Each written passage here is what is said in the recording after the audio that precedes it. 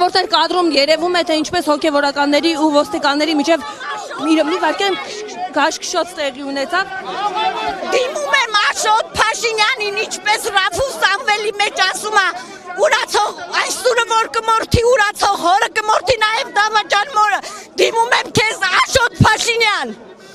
որ մի մուսուլմանական մզկիթում սել շարժում կլինի, ամոթ ձեզ Նիկոլ Փաշինյան, չորանար քո մոր արկադը, որ քնում է սրիկային աշխարհ չբերեր, որ մի մզկիթում սեց բան կլինի,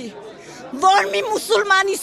մզկիթում սեց բան կլինի, դիմում է պագոնավորներին, թուրքը որ եկավ ձեր պագոնը ձեր գումարը չի փրկելու ձեզ,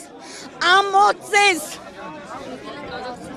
Եկել եմ աջակցություն հայտնելու իմ եկեղեցուն, անգամ հուդան դավաճանության ժամանակ մեղանչեց։ Նիկոլ Փաշինյան մեղանչի քո արածների համար, ինչքան զոհեր ունենք, պատմության մեջ գրվելու ես ազգի դավաճան, ինչպես Սահակ Սևատայի մեջ էր գրվում, Ռաֆուս Անվելի մեջ էր գրվում, Մխիթար Շպարապետի մեջ էր գրվում, ազգի դավաճաններից մեկը դու ես, արի ինձ տար ինձ։ Ամեն դեպքում ձերբակալ են Սրբազանին, Եթե ուրեմն ձերբակալում են Հիսուս Քրիստոսին, մզկիթում որ մի մոլլային կձերբակալեն, դիմում են բոլոր ազգի հայերին, եթե ունեք հավատ, ար Քրիստոս ոտքի կանգնեք, թուրքը չպիտի մտնի մեր տունը մորթի մեր երեխեքին նոր ոտքի կանգնեք ոտքի հայ ազգ հայ մայրեր, շատ են կորցրել։